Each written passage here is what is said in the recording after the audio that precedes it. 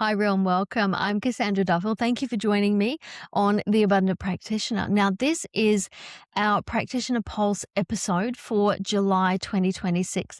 I am recording this one in advance because right now, friends, as you're listening to this, I am in Japan celebrating my 50th birthday. So I did record this one in advance and I hope you enjoy the episode.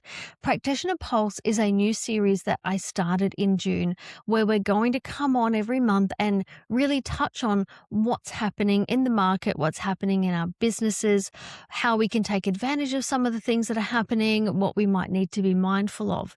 The other thing with Practitioner Pulse is I'm going to be starting later this year live Practitioner Pulse. So I'm going to be coming on to the YouTube channel and I'm going to be doing and syncing that through Zoom as well, doing a live with everyone on for the Practitioner Pulse, which is going to give you a chance to come on, ask questions, and we're going to have a really lovely Q&A with those. So let's dive into this Practitioner Pulse. This is July 2026, and I'm calling this one the mid-year reset. Right now, we are smack bangos halfway through the year, smack bang in the middle. And for many practitioners, this is the point where reality starts to collide with expectations.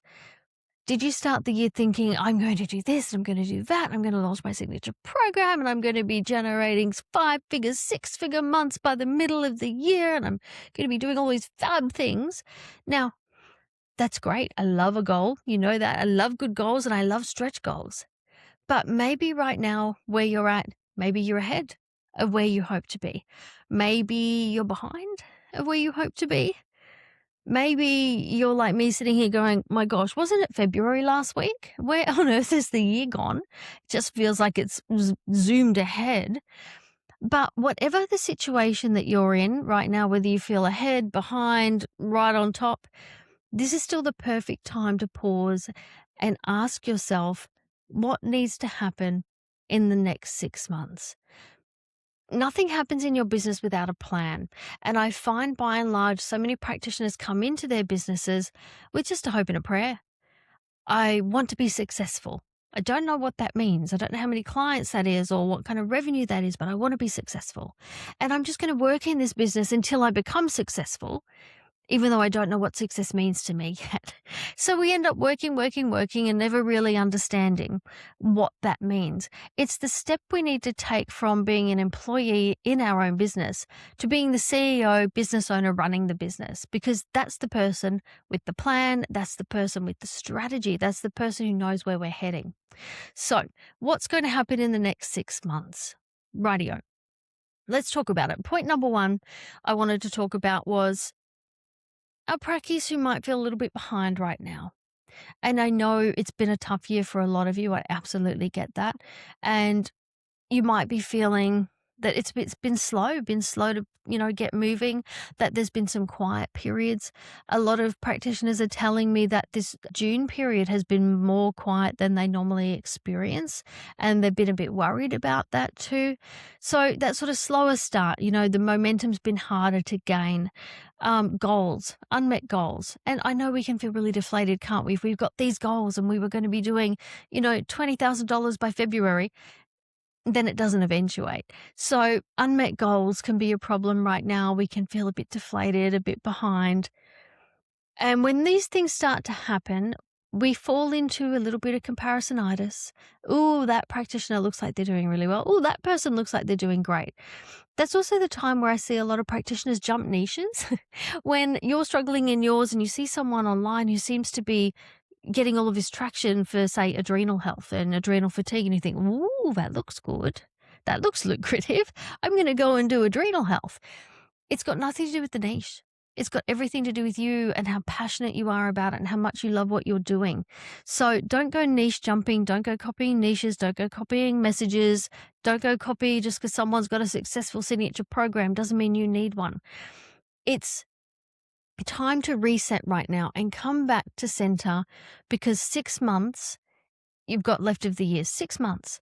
6 months is more than enough time to change the trajectory of your whole year. So where you're sitting right now, if you're ahead of where you wanted to be or behind, doesn't matter. You still have 6 months to get exactly where you wanted to be. So if you're ahead of where you are, it's time to re-look at your stretch goals and change them, up them, expand them. Okay. You've got to keep growing, grow to your next level. If you're behind, that's fine too. It's time to look at what happens in the next 6 months so you can still be hitting those goals that you wanted to hit. Now, the other thing that we need to be aware of when we're planning the next 6 months is clients are more deliberate. Okay. They're more deliberate. What I mean by that is they're delaying decisions. They're thinking about things more. They've got more budget awareness. They're being more selective with their spending. And I say that and giggle to myself in my own mind because how much are people spending on the end of year sales? And when you've got clients bundling in, like I had the other day, saying, oh, I've got to be careful with my budget today, but she's barely able to hold all the brand label bags she had from the shopping center across the road. And we're talking, there was a Louis Vuitton there. And then at the end of the session, she put it on Afterpay. Everyone has their own decisions to make around money, but I find people's selective spending can be really funny. Now, if clients are being more selective and maybe you're not seeing the bookings that you hope to have or the revenue that you hope to have, I just want to say to you, this isn't a reflection on you. This isn't a rejection of you. You are a brilliant practitioner. You are great at what you do. And it's just that we're in a season of caution. Okay, so it's season of caution, and we have been all year. It's going to continue a little bit more, but there's another RBA rate rise announcement to come. A lot of people, economists, have been suggesting that if they put rates up again, that it's going to send Australia into a recession. And I know a lot of people are just holding on to their dollars going, oh my gosh, what's happening? We've had some other changes. There's been a lot of tax changes that you've heard about this week. So there's a lot of changes coming that are making people think, oh, what do I do? Where do I put my money? So that might change things. If we don't get a rate rise, in about 6 weeks post that, you'll see people ease up on the purse strings a little bit because what they are waiting for is the change. So if you get a rate rise, it comes on straight away. Immediately, your mortgage goes up, the cost of everything goes up. If you get a rate reduction, they take about 6 weeks to hand that over. So, we've just got to sit and wait and see what happens there. But remember, there's clients who need help in every market, and it doesn't mean you have to be the cheapest. On the last episode, I talked about one of my return clients who, even though I offered her a return to care promotional offer of $195, that's what's there on the website, she chose the $400 consult because that suited her better. There's plenty of people out there. We've just got to make sure that we're being very upfront about what it is, what we're offering, what they're going to get out of it. And if things are slow right now, it's not a reflection of you, your abilities. I don't want you to take any of that on. I want to talk about the third thing that I'm seeing that's really coming to the forefront in this stage of the year, this mid-year, and I'm calling it the visibility gap. Now, I do not believe you can grow a thriving practice just by being visible on social media. So don't take that the wrong way. But what I mean is the visibility gap, when I'm referring to it, is you guys disappearing when it gets quiet. When things get quiet, you start to question yourself. You might have some mindset wobbles. And instead of ramping up marketing when things get quiet, they hide. They go under the emotional do not and they hide. They stop sending emails to their list because, I haven't got many clients. No one likes me. No one wants to book. Not the case at all. But they stop sending emails. They stop writing blogs. They kind of hibernate a wee bit and go, I got to hide. Now, it's not the time to be stopping your content, and I'm not saying stop social media altogether. In this market, look at it as a billboard. So let's say you bought a billboard, paid to rent a billboard on a main highway in the area that you live for your clinic. Now, that's about branding. You're not going to go changing that every week and putting up all these different messages. It's a branding exercise. I look at social media right now the same way. I don't think we need to be posting every day, multiple times per day, because it doesn't give us anything. There's no benefit in doing that. Posting a few times a week, a few times a month, whatever suits you, with content that is really grounded and foundational. What I mean by that is you wouldn't go posting, here's the 5 tips to detox this spring, because every man and their dog's posting that anyway. You would post, why my clients with chronic fatigue get success with me when they've failed with other practitioners, why I believe that the answer to whatever this problem is natural medicine. You need foundational stuff that shares who you are, what you do, what people are going to get out of it. So when they do come and look at you, they can see in a nutshell who you are. So that's really important. Now, the interesting thing to remember here is this visibility situation. It's a really hard one because doesn't it take time to build? It takes time to get traction and get things moving, okay? But once you get that traction happening, it flows, doesn't it? It flows. The minute you stop, you're back down the bottom of the bucket. So if you don't send an email for a week, your sender rating reduces and you won't show up as readily in people's inboxes. If you are posting every day on Facebook and then you stop, you're not going to be seen. The algorithm's going to punish you for it and you won't be shown. If you are sharing on Google My Business, great platform right now to be using, lots of traction there, very, very positive. But if you are posting there once every week and then you stop, it's a search engine. It's Google. They're going to penalize you for it. You're not going to be shown as much. So whatever you're doing, keep your regularity, and you can increase it absolutely, but don't go back beyond where you already are, if that makes sense, because it erodes very, very fast, the traction that you had. Now, if you listen to the previous episode, I want to pull a piece of that out because part of the July Practitioner Pulse, I think we need to talk about trust. And I know I banged on about this in the last episode, but trust is more valuable than ever before. We've always said that trust is important, but it's always been a bit of a flippant throwaway statement for a lot of people. And I remember learning in college and they talked about how important it is to build trust when we're doing that communication subjects and things. But now in the last 2 years, it actually means something in a way it's never meant it before. And it means something because of things like AI. When we can get information that may or may not be right at the blink of a hat, type it, boom, it's there.